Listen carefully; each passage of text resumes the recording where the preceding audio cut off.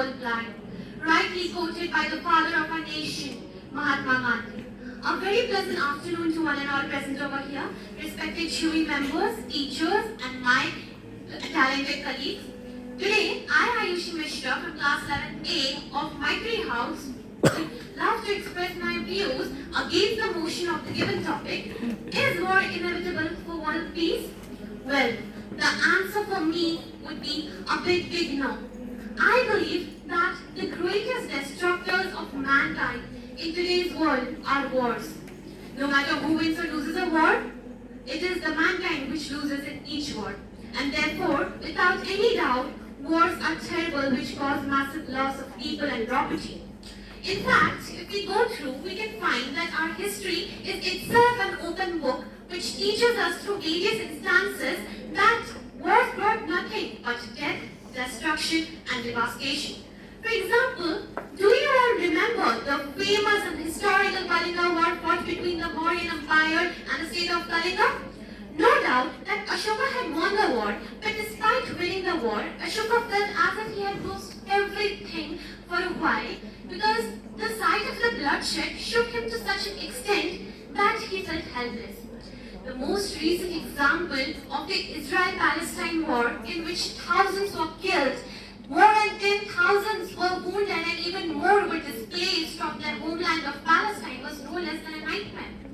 Now, I want all of you to imagine yourself to be present in one of those war-stricken streets and observe the situation over there.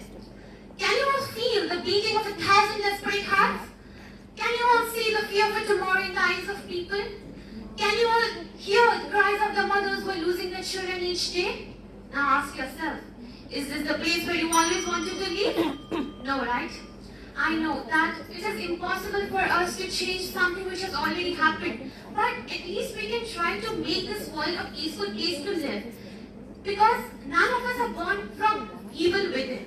All of us are born filled with love and compassion towards one another. But when did we stop to judge people by their personality and character and started to consider the color of the skin? What was just to call somebody as an enemy just because of the place they were born in?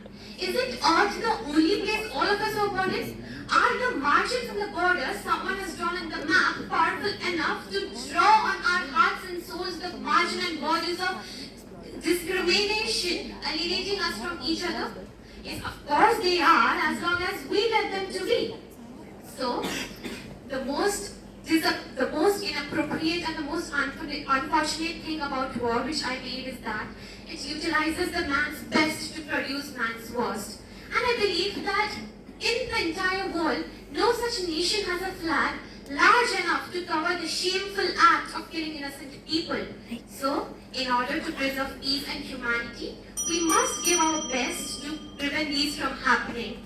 Otherwise, a day will come when no doubt the flags which were hoisted on the landmarks during wars will persist, but none of us. I repeat, if the wars continue to grow, a day will come when the flags hoisted on landmarks will persist, but none of us.